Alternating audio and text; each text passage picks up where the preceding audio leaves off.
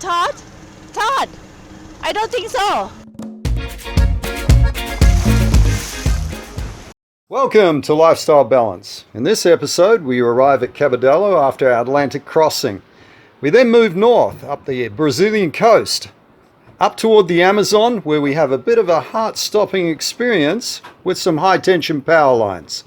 Join us on this adventure as we move north, have fun, and tackle quite a few river entries.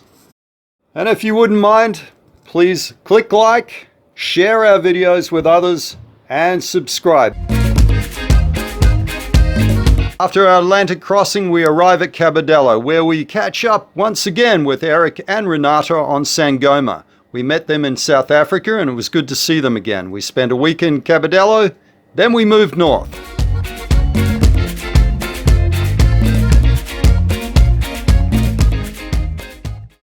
This is our sad-looking Code Zero that blew out across the Atlantic. Unfortunately, the torque rope that runs up the luff let go, and then the rest of the sail tore apart in 3 different places.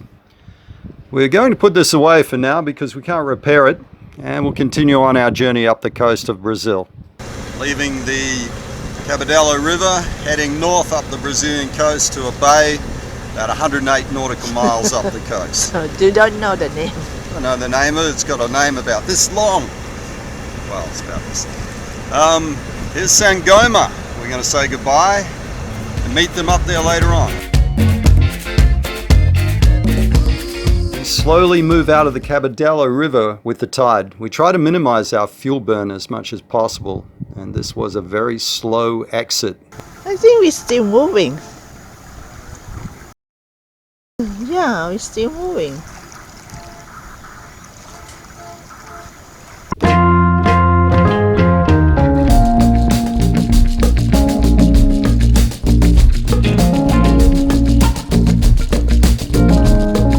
This dolphin continued to stay with us for 2 days. It was on its own. It wasn't in a pod of dolphins, which is unusual. Well, we think it's unusual.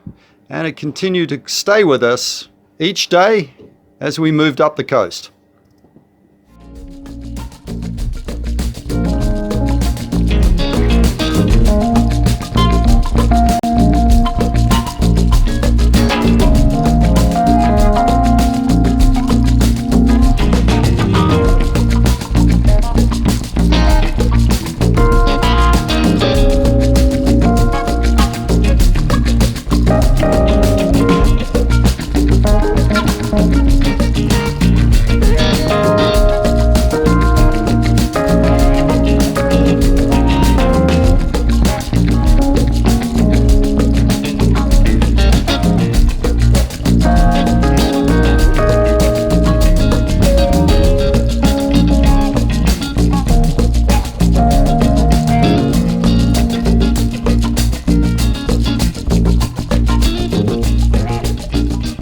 Day 2, our dolphin friend continues to escort us up the coast.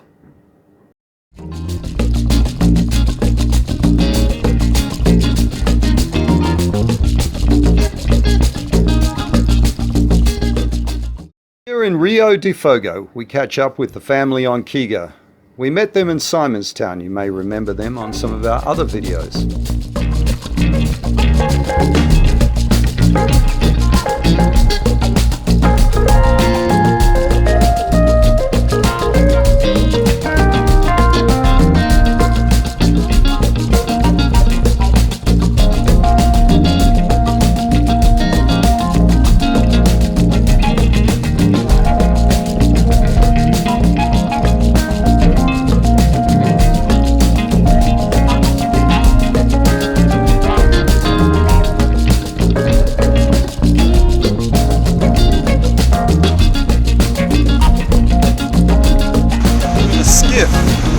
Like an old moth. Well, the moths aren't old, but they're still around. I think the moths, they're very flat bottom, a couple of strikes, a bit of a keel at the back for the rudder stock, and that's it.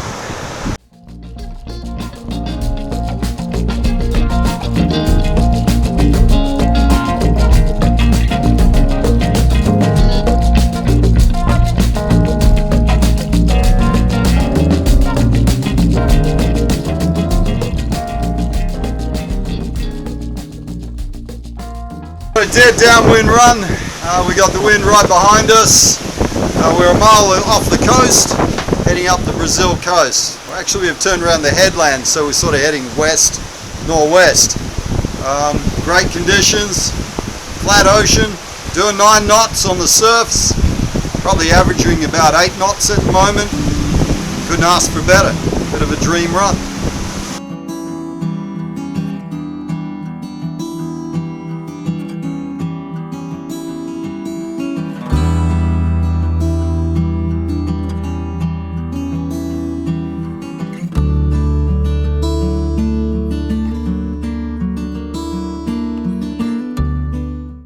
There's plenty of wind up this coastline, so you don't need much of a sail plan to keep moving.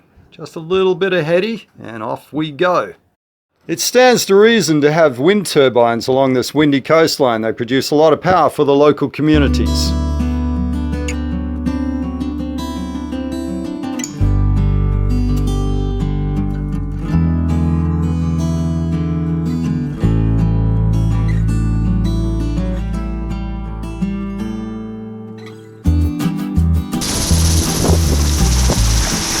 It's morning time. Last night we got the beam on. Since yesterday afternoon we got beam on. So water come to the boat, spread to the boat a lot. And she says it's uncomfortable. This morning is better, it's settled down.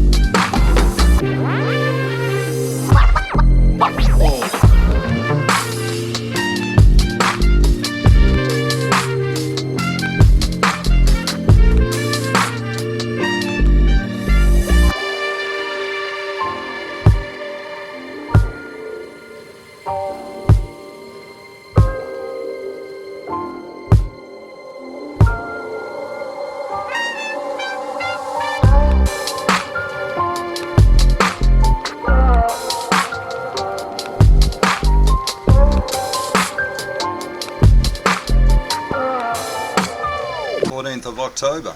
Yeah. And the days are flying by. I know that Eric on Simgoma has to be in Belém on the, well, at least about the 18th at the latest, to pick up his mother at the beginning of the Amazon River. So we don't want to try and play catch up, but we need to move along too towards Trinidad, or at least Suriname at this stage. So we're going to head off today and head up about 250 miles up the coast overnight to another place called Sao Luís. Yeah.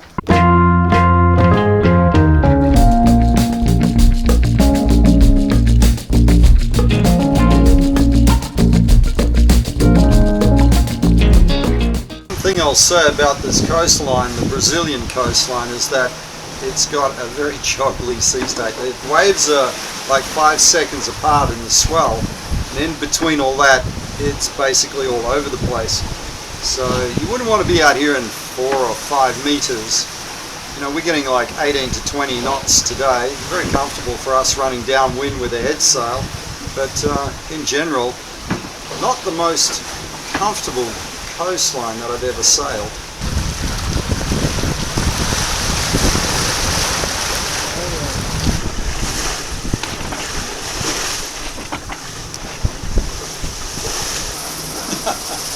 Yes, it's morning, cup of tea time. How's your night? Night passage was good. We had lighter winds, a little bit bumpy, but other than that, clear skies. Moon came up 3/4, starry night, beautiful. Few fishing boats. Other than that, no traffic. It was a good night.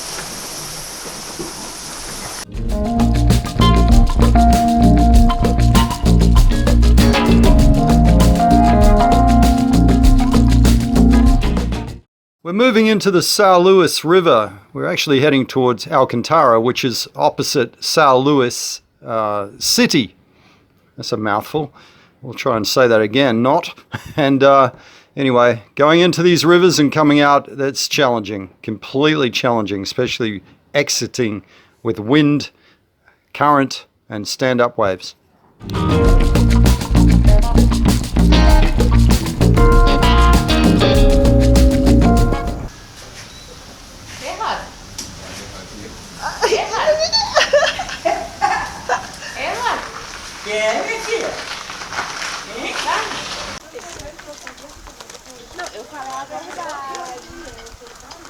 Eu não tô de volta.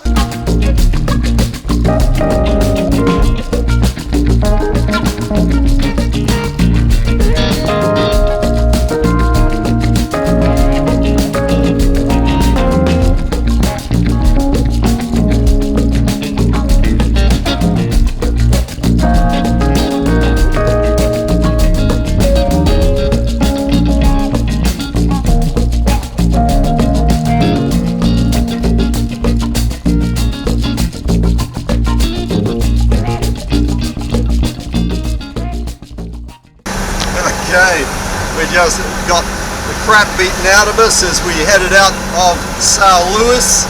The entrance there, as its tide is coming out. We've got wind against tide, stand-up waves, overfalls, really uncomfortable. Looking forward to getting out into deeper water and away from this particular bay. Another couple of hours, I think. Not great.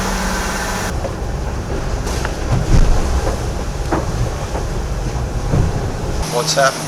Good It's morning. gone from south to north, just crossed the equator again. So yeah, this morning we are now on the north side of the equator.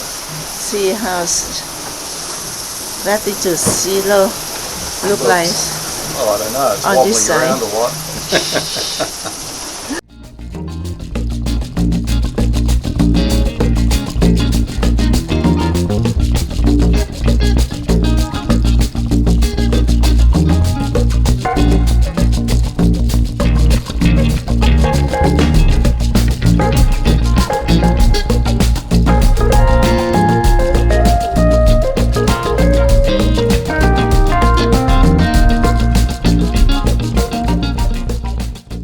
It doesn't look like it, but we're actually entering the Amazon River.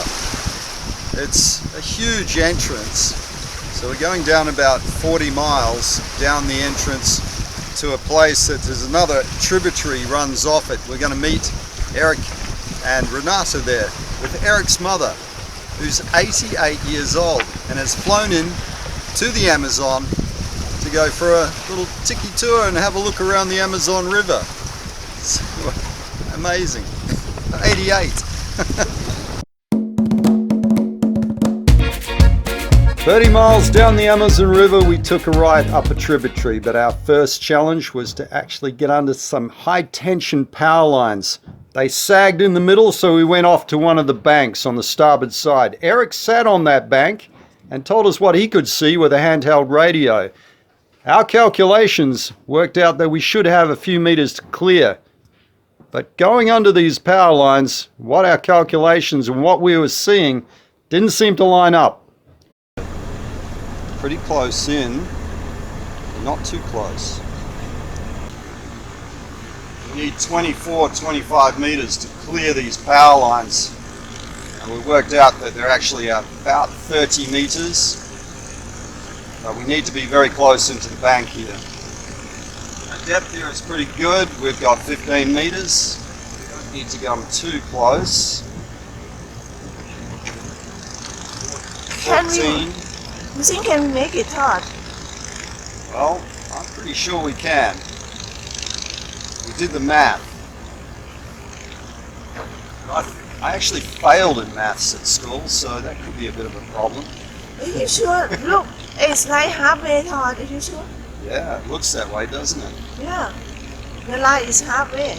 Well, I'll have to pull them up then. Do the marks, half of the marks. Yep, it does look that way. I must say, it always is a bit nerve-wracking. Hey, how are we looking, Eric? I'm coming right up to them now. So if you put it in reverse, you're going to go backwards. Yeah, hi. Okay, I'm at 16 meters here. Go, no, you got plenty of room before you get there. You sure I'm under? Oh, it looks so cool, Todd. Todd, I don't think so. Go. You got about 10 meters above you. Sure? Okay, we're going under. Go. You got about 10 meters, seriously. I hope so. Okay, well that's the lowest one. Okay, you're good. Yeah, you're right. Go forward.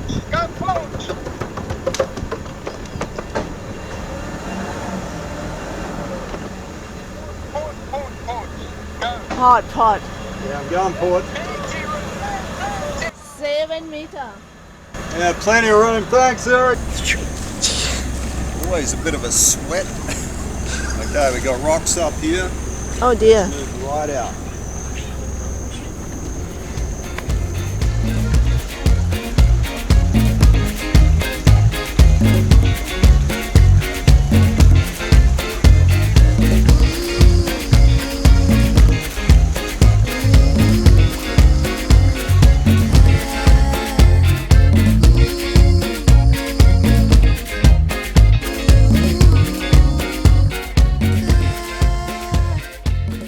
So this is the Amazon River, but is there piranha in the water? We sent somebody in to check it out.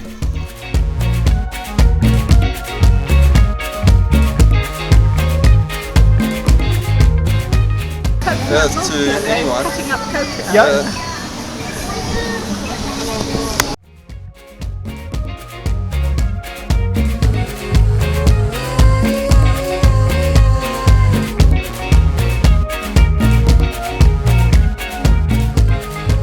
I hope you enjoyed that adventure, guys. On our next episode, we move north to French Guiana, to Papillon's Island, and also up the Suriname River. Now, if you could like and subscribe, it does help us, and we look forward to you on the next episode. Have a good day.